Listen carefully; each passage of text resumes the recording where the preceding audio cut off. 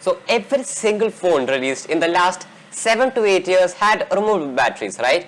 But now they don't. In fact, the number is even quite possibly zero, except maybe in the ultra budget phones. So why is it so? Well, I'm glad you asked. I am Devatan and you're watching Tech Aisle. So, removable batteries.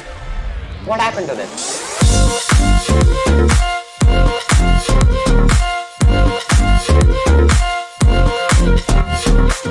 So let's have a look at 5 reasons why removable batteries just went out of fashion. Usually the more moving parts that a phone has, the more vulnerable it is. That's why there has been a stop in the number of phones with the pop-up cameras. So when a phone has a removable back, it makes it very vulnerable to damages. This is of course due to the fact that when you are removing the back, you are literally exposing it to every single thing. And there's a lot that you can actually earn when your phone doesn't have a removable battery, such as you can have a full-blown surefire water resistance of IP68. You can have wireless charging, you can have stereo speakers, you can have massive camera sensors, you can have larger batteries, you can get Google apps on Huawei phones.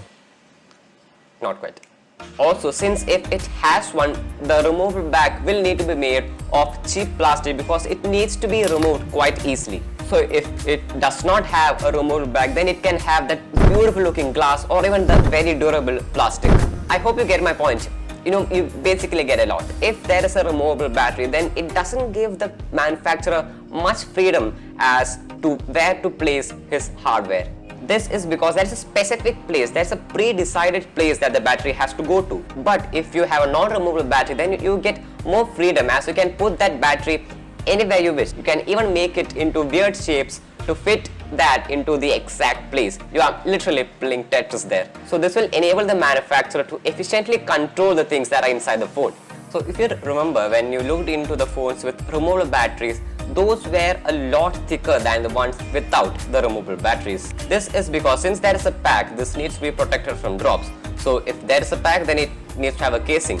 So if it needs to have a casing, it will be thick. So if it is a thick casing, then it will be a thick phone. So a thick phone is not what the consumers like very much. And also, since the battery is the only one which needs to be removed, all the other things need to be protected with another layer.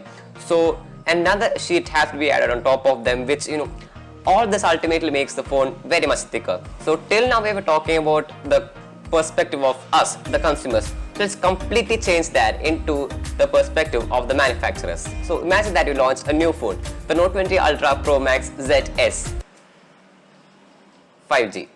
Of course, you want the maximum number of people buying it. And do you know just the number one reason why people change their phones? The battery life.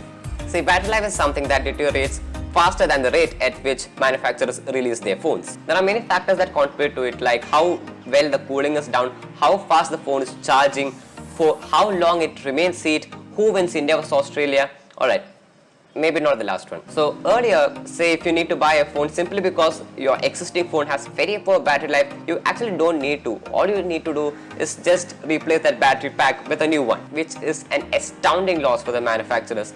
They probably lost hundreds and thousands of manufacturers simply because of this. So for the manufacturers, the non-removable battery is a hen which lays the golden egg. Now let's get a bit serious. Not much, but maybe a little. 70 million smartphones are stolen every year and only 7% of them are actually recovered. That is a very, very small amount compared to how much is lost. One thing that has helped in recovering most of the stolen phones, believe it or not, are non-removable batteries. Now, how this is done, I will explain in brief, but if you want a more detailed explanation, I'll drop a link in the description. So how this works is that Find My Device works even if there is a little amount of power left. So the person has stolen it, he wouldn't actually care to remove the battery, which is a non-removable battery, and he probably has to go to a repair center to remove that. And Find My Device works even if the device is switched off. So basically it restricts the thief from removing the battery and successfully stealing your phone. I mean, there's no way that a person who stole a phone is watching this video, right? But if they are, oh no. It would be very dumb to wait for a removable battery in 2021. It might be better for the environment as well as the consumers, us, because whenever your phone has horrible battery life, you just need to change that battery pack. But those actually work counterproductive to the manufacturers whose ultimate aim is to earn more profits. The advantages that I talked about in this video makes it an all-round better feel when you do not have a removable battery. Thank you so much for watching, and hit that sweet red subscribe button if you haven't, and also hit that thumbs up button if you feel that I deserve that. And oh, late Christmas wishes to everyone watching this, and also wishing you a very very happy new year. That's it for today. Hope you liked it. Thanks for watching, and I'll see you in the next one. IP68, you can have wireless charging, you can have stereo speakers, you can, okay.